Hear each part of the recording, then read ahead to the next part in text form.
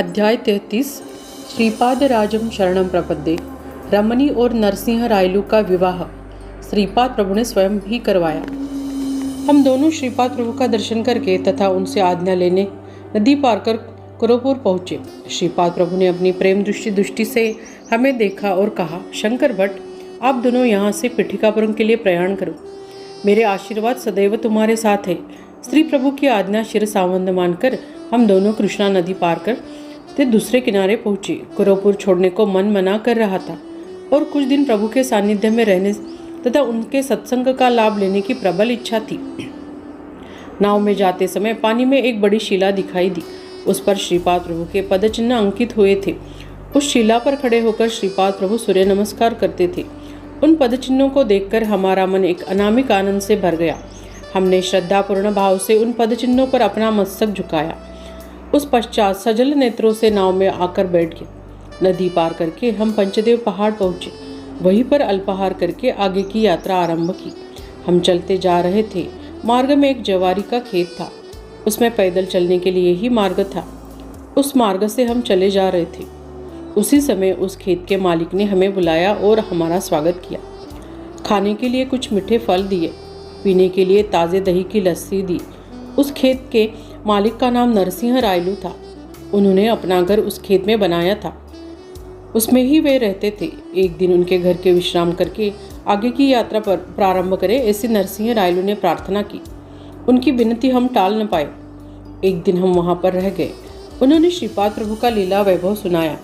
उन्होंने कहा था, श्री शंकर भट्ट, बचपन में मैं अत्यंत दुर्बल तथा डरपोक था। मेरे माता पिता बचपन में ही चल बसे थे। मैं मेरे मामा के पास रहता था। मैं मेरे मामा के छत्र छाया में बड़ा हुआ। मेरे मामी का स्वभाव बड़ा गुस्सीला था। घर के मुझे अनेक काम करने लगते, सिवाय खेत में भी काम करना पड़ता। मेरे मामा को एक बेटी थी। उसका नाम रमणी था। उसका सौंदर्य हमारे गांव के कुल के सभी कन्याओं से अपूर्व था। वह सद्गुण संपन्न थी। उसे ईश्वर भक्ति में रुचि थी। श्री कृष्ण उसके आराध्य दैवत थे। मेरी मामी मुझे बासा अन्न खाने को देती थी। यह रमणी को अच्छा नहीं लगता था। वह मुझे चोरी से ताज़ा अन्न, फल आदि लाकर खिलाती थी। यदि यह मामी को ज्ञात हुआ तो वह उस पर बरस पड़ती थी। मेरे मामा स्वभाव से अच्छे थे, किंतु मामी के सामने उनकी बोलती बंद हो जाती थी। कभी कभी हमारी मामी हमारे स्कूल के बलवान बच्चों को बुलाकर मुझे उनसे पिटवाती थी। मेरी दुर्बलता तथा डरपोक स्वभाव इस पिटाई से बढ़ते ही गया। मुझसे आयु में छोटे किंतु बलवान बालकों के सामने मैं असहाय होता था। वे मेरे दुर्बलता पर व्यंग करते थे। इस प्रकार मैं कष्टमय जीवन जी रहा था। हमारी रमणी सुंदर होने से हमारे कुल के सभी युवकों को उससे विवाह करने की इच्छा थी, किंतु उसकी इच्छा मुझसे विवाह करने की थी। मेरे पास धन दौलत तो नहीं था, शरीर भी दुर्बल था तथा स्वभाव भी डरपोक था। इस कारण यह कैसे सफल हो, यह प्रश्न था। मेरे मामा धनवान थे। वे स्वभाव के अच्छे थे, किंतु पैसों की उन्हें बड़े लालच थी। मामी दुष्ट स्वभाव की थी, किंतु उसकी स्तुति करने पर वह स्तुति करने वाले व्यक्ति के शिकंजे में आती थी। हमारी रमणी किसी प्रकार से मैं ही उसका पति हो, ऐसी श्री कृष्ण के चरणों पर प्रार्थना करती थी। एक बार हमारे गांव में एक ढोंगी साधु आया। वह काली माता का भक्त है और भूत भविष्य वर्तमान सब कुछ जानता है। बताए हुए भविष्य को 100% सत्य हुआ था। हमारी मामी पर उसने अपनी माया का जादू चलाया। मामी उसके बातों में आ गई। उसने घर में काली पूजा करने को कहा। सारी तैयारी करा ली। रमणी की पूजा की। अति प्रिय कृष्ण भगवान की मूर्ति को घर के बाहर फेंक दो, ऐसे कहा। उसे मामी ने सम्मति दी। रमणी उस मूर्ति के लिए तड़प रही थी, फूट फूट कर रो रही थी, किंतु उसका कुछ फायदा नहीं हुआ। मामी अपने निश्चल पर अटी थी। दूसरे दिन उस ढोंगी साधु ने पूजा प्रारंभ की। अनेक मुर्गियों की बलि चढ़ाई गई।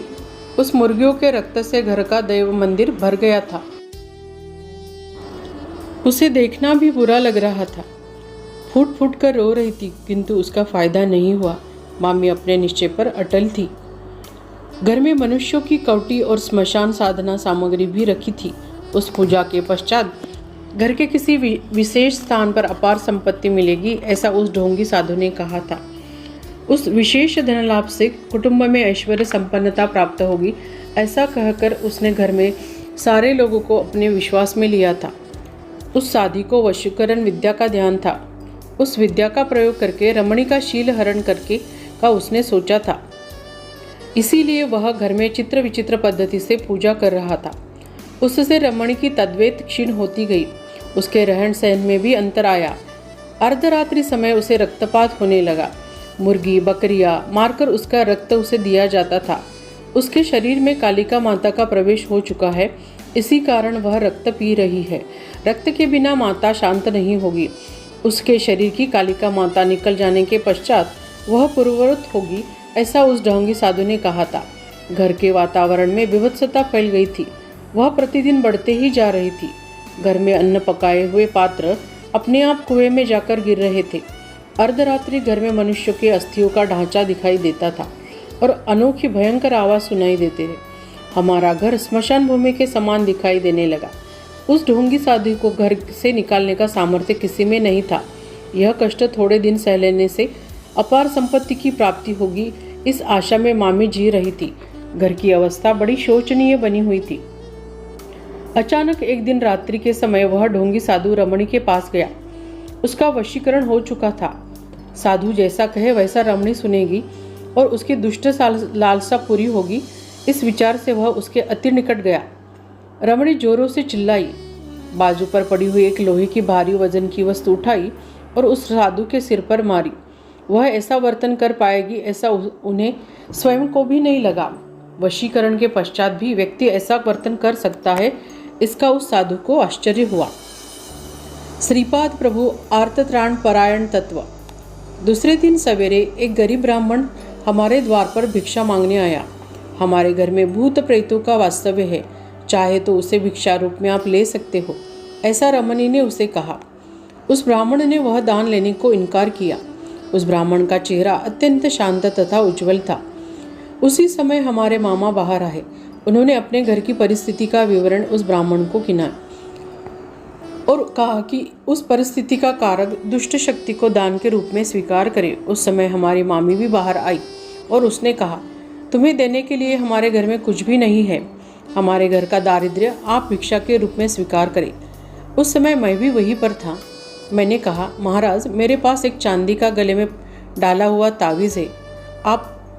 आपकी सम्मति हो तो उसे भिक्षा रूप में स्वीकार करें। उस तावीज़ का ब्राह्मण ने स्वीकार किया। उसी समय वह ढोंगी साधु स्मशान से मनुष्यों के कपाल लेकर आया। उसने अट्टहास पूर्वक शब्दों में कहा, अरे ब्राह्मण, तुमने ना कहने पर भी मैं इन कपालों की भिक्षा तुम्हें दूंगा। उसका स्वीकार कर। उस ब्राह्मण ने उस भिक्षा का अस्वीकार किया। उसी समय हमारे घर में एक दिव्य प्रकाश दिखाई दिया और भिक्षा मांगने आया हुआ ब्राह्मण अदृश्य हुआ। उस दिव्य प्रकाश से उस ढोंगी साधु के शरीर का भयंकर दाह होने लगा। उस प्रकाश का एक किरण रमणी के शरीर पर गिरा और वह पूर्ववत हो गई। मामी को पक्षाघात होकर वह भूमि पर गिर गई। मामा भयभीत होकर कांपने लगी। मुझे धैर्य प्राप्त हुआ। मुझ में शक्ति का प्रवेश होकर मुझे स्वयं ही अत्यंत बलवान हो गया हूँ ऐसा अनुभव होने लगा। उस ढोंगी साधु के मुख से सतत रक्त की धार बहने लगी और उसी अवस्था में उसकी शक्ति का नाश हो गया। उस तेजोमय प्रकाश का एक मानव रूप में रूपांतर हुआ। वे आर्तत्राण परायण समस्त देवी देवता रूपी आदि मध्य अंतरहित दिव्य भव्य तेजोमय स्वरूप के श्रीपाद श्रीवल्लभ थे। श्रीपाद प्रभु ने कहा, काली माता वास्तव में मानव में छिपे काम क्रोध आदि राक्षसों का नाश करती है। वह बकरियों मुर्गियों को कभी नहीं मांगती। इस प्राणमय संचार की राक्षस शक्तियाँ कालिका रूप धारण करके विविध प्राणियों को बलि मांगती है। सचमुच के काली माता के शुभ लक्षण प्रेम, शांति, दया आदि होते हैं। इस प्राणमय संसार को राक्षसी शक्ति, असुरी शक्ति, भूत प्रेतादि शक्ति हम देवता है ऐसा कहकर अपने क्षुद्र विद्या का प्रदर्शन करती है। क्षुद्र मांत्रिक लोग उसकी उपासना करके लोगों के लिए अनेक कठिनाई निर्माण करते हैं। इस जगत के अलग अलग प्रेतात्मा को देवता शरीर धारण करने की शक्ति होती है, किंतु ध्यान रहे, उन देवताओं की शक्ति, दैव शक्ति उन देवता शरीर धारण के प्रेतात्मा में नहीं होती। श्रीपाद प्रभु ने आगे कहा, धर्म का रक्षण करने के लिए मेरा जन्म होता है, ऐसा मैंने वचन दिया हुआ है। उसके अनुसार धर्म की संस्थापना करने के लिए श्रीपाद श्रीवल्लभ का अवतार हुआ है। यह अवतार दया, शांति, प्रेम, करुणा, ऐसी अनंत शक्तियों का मिश्रण है। हमारे घर की शुद्धि की गई, उस ढोंगी शादी को घर से निकाल दिया गया। श्रीपाद प्रभु के अनुग्रह से मामी स्वस्थ हुई। श्रीपाद प्रभु ने आशीर्वाद देकर मेरा और रमणी का विवाह अपने हाथों से कराया। उस समय वह लगभग 12 वर्ष की थी। श्रीपाद प्रभु का वास्तव्य पिठिकापुरम में ही था। माया रूप से वे पंचदेव पहाड़ इस ग्राम में भी रहते थे। उन्होंने हमें अक्षदा देकर कहा था, शंकर भट्ट और धर्मगुप्त नाम के 2 भक्त आएंगे, उन्हें थोड़ी अक्षदाएं देना। आहा, कितना लीलामय स्वरूप है श्रीपाद प्रभु का। फलश्रुति, इस अध्याय के पठन या श्रवण करने से अनुकूल विवाह होता है। श्रीपाद श्रीवल्लभ प्रभु की जय। यह अध्याय संपूर्ण श्रीपाद श्रीवल्लभ चरित्रामृत से लिया गया है। कलयुग में समय के अभाव में धर्म ग्रंथ पठन करना कठिन हो रहा है, तो आप भी संक्षिप्त श्रीपाद श्रीवल्लभ चरित्रामृत उपलब्ध है। आप उसका पठन या श्रवण करके प्रभु के आशीर्वचन प्राप्त कर सकते हैं।